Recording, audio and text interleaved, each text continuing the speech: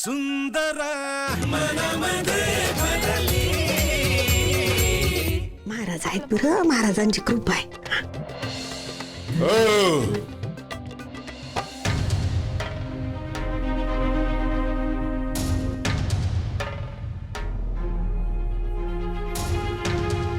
मला अजून बी वाटत सज्जनरावांचं बरोबर आहे. घरात कोणीतरी आलं होतं. अहो असं काय करता, मी सांगू राहिले ना तुम्हाला, चोरवीर कायच नाहीये. चला बरं, उशीर झालाय, चला झोपा सगळे. अहो तुम्ही जा घरी. मी काय म्हणते आप्पा, जो चोर इथून आला होता ना, मी पाहिलं माझ्या डोळ्यांना. माझ्या नॅपकिनवर पाय पण टाकलं होतं त्यानं.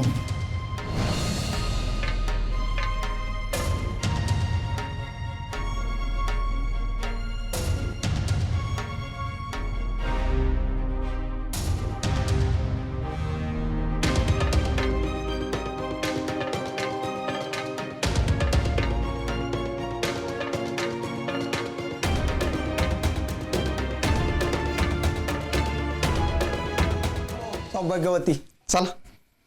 नाही ऐका ना, मला नाही काही खरं नाही वाटत आहे. आत्याबाई झोपल्या होत्या, हा, जर का त्यांची झोपमोड झाली मायामुळं, तर त्या येऊन मला झापतील ना. येऊन दाराची कडी काय लावतील, काहीतरी काळ वेर आहे. मला माहिती ना सगळं, मी सांगतो तुला. त्याचं काय झालं, आम्ही ना बापूंकडे होतो, तरी ना तिकडनं आम्ही ज्यावेळेस चोर शोधायला पळालो ना, त्यावेळेस कोणी दिसलंच नाही.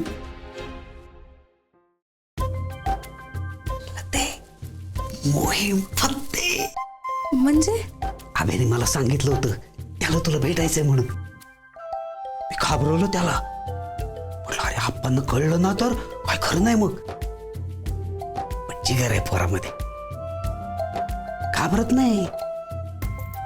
जे ठरवतो ना ते करतोच. चिकाटी असावी तर अशी. हा ना. बरं भेट झाली ना तुमची? हो. बिचाऱ्याला स्वतःच्या घरात बी चोरासारखं यावं लागत.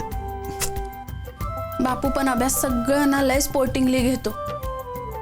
हीच तर त्याची श्रीमंती आहे, कधीच हर्ट होत नाही, सतत हसत असतो, जिद्द काही सोडत नाही. त्याच्याकडून लय शिकायला मिळालं. अभ्यामुळं ना माझं आयुष्यच बदललंय. जिवंत तर मी होतेच, पण जगायला अभ्यानं शिकवलंय मला. अशी जोडीनं सुखात राहा, सुखानं संसार होऊ दे, पोरं बाळ होऊ दे. अभ्यासारखी हुशार आणि आनंदी, आणि तुझ्यासारखी समंजस आणि कष्टाळू. चल झोप आता. Good night.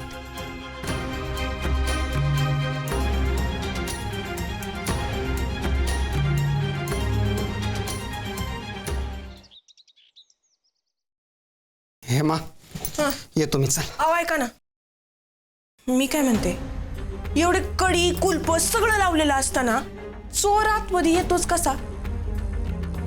आणि तुम्ही ते जॅकेटचं जे काय कारण सांगितलं ना, ते काय मला पटलेलं नाही बरं का. मी बायको आहे तुमची, एवढं तर चांगलंच ओळखते तुम्हाला. थंडी वाऱ्याचं कारण तर तुम्ही देऊच नका. आणि काय हो, तुम्हाला तर दुसऱ्या कोणाचे कपडे वापरायला आवडत नाही ना? मग विषय संपलाय नाही मी आता. नाही तसं नाही, मला तर ना वेगळीच शंका येऊ राहिली. कसली? का भाऊजी आलते का काल?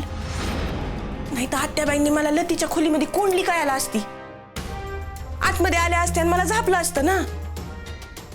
मला तर पक्का असं वाटतंय का आत्याबाईच भाऊजींना पाठीची घालते. तू लाव तुझं डोकं लाव, मला उशीर होतोय.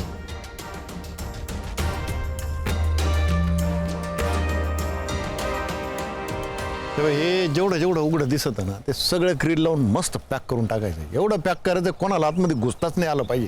काय बर ठीक आहे, चालेल. अभिमन्यूचे घरी यायचे सगळेच मार्ग बंद करताय आप्पा. एक भिंतीवरचा होतो तो बी बंद करताय आता. देवा.